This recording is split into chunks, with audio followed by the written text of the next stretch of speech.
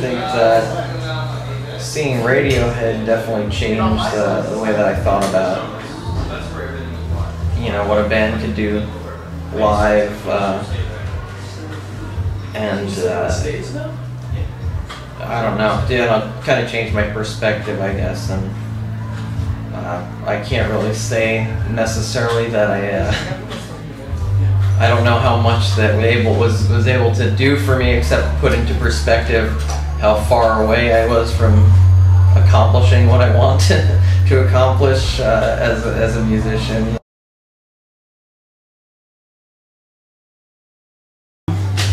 I don't have any idea. I'm not. I mean, I think I'm probably closer than I was, you know, 4 years ago or whatever when I saw that concert, you know. But still painfully aware of I think what's lacking in my stage performance, I would say. One thing that gave me confidence years ago, we saw the White Stripes play in Detroit, and it was when Fell in Love with a Girl was just coming out and just starting to get a little airplay, and it was one of the most god-awful shows I'd ever witnessed. It was so bad. Everything sounded like garbage. And I was like, as long as what I'm doing live sounds a little bit better than that, might be alright. So you went a different route than me. You took something and said, that doesn't sound very good, I can do better than that. And I said, this sounds so much better than what I can do. I should have tried to do that. Well, that's the difference between the White Stripes in 2002 and Radiohead in probably the same year, 2003, 2004. Yeah, they were on different planes then, I'd imagine. We have a lot of different ones, I think, for, you know, each of us individually. You know, like I said, Radiohead is the big one for me. It has been for a long time. Wilco is a big one. Sean and I have been really influenced by the Beatles. That's one that we definitely agree on since we're little kids, basically. Yeah.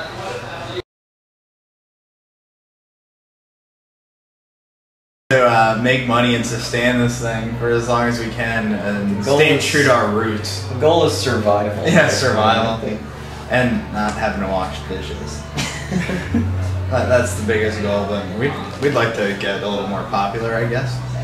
But we don't have any plan for it. Our own label has not had a meeting about that. Yeah, we should have a meeting about that. The best piece of advice I got was from our first manager, who when our first album came out, kept talking about everything in terms of your career and what you're doing is a marathon and not a sprint. And at the time, you know, I felt like that was really solid advice. But then it was only about 6 or 7 months later that he gave up on us. I guess he didn't really take that advice to heart himself. For him, it was a sprint and it wasn't going fast enough, so he left. Well, he's had basically the same level of success as we've had since he left us. Yeah, so maybe it's terrible advice. I don't know, maybe I shouldn't listen to anything that guy had to say. We love you, Gary. Not really, you dick. You have some resentment built up there? Whoa, what do you mean? What happened with Gary? Well, I don't think we got big enough, fast enough for him. We were running the marathon. We were in it. We didn't. He tapped out. We couldn't win the race, though. Yeah, say hi to Aunt Becky for me.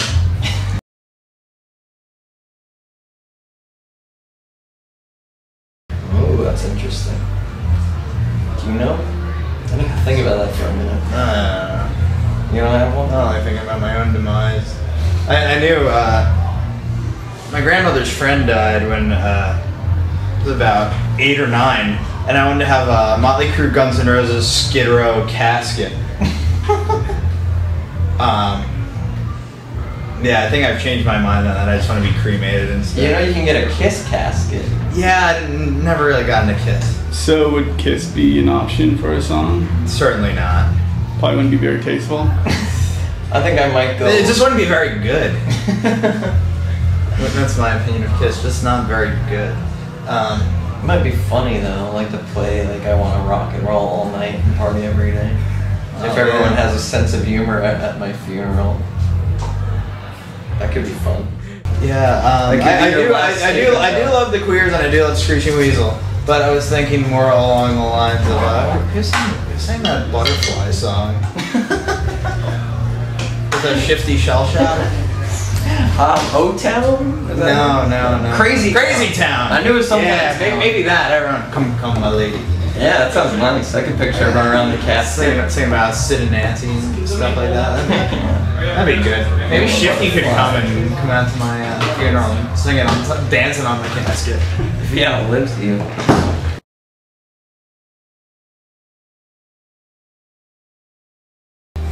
He does sometimes. Yeah, just if he feels like it. This kind of thing where you don't want to try and censor him. Although his views on the Holocaust are skewed.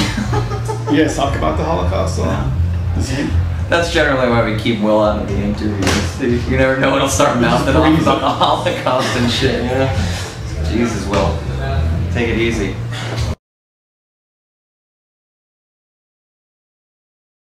We all have different attributes that we bring to the table, so we're all good at different things. I think we all can agree that I'm not the best musician in the band, though.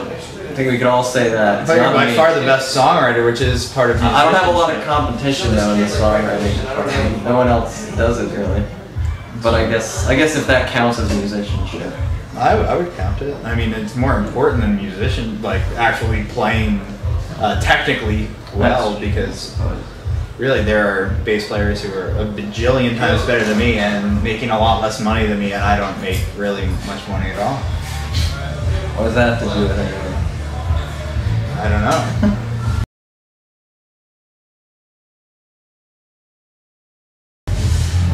I think Sarah Palin herself. She's gonna come out. I hope so. I mean, she might do it. Such a riveting personality. A write-in vote, maybe. Oh yeah, I'm gonna write her in.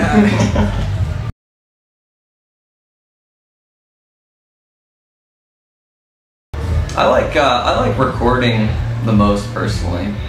That's always exciting to me because you're actually making something, you're in the process of creating something, and you don't know what's going to happen, whereas when you go on tour, you know exactly what's going to happen every single day. Well, not necessarily, because I really enjoy awesome shows. I mean, and those are few and far between. Yeah, every once in a while you get one. Just ask Spokane.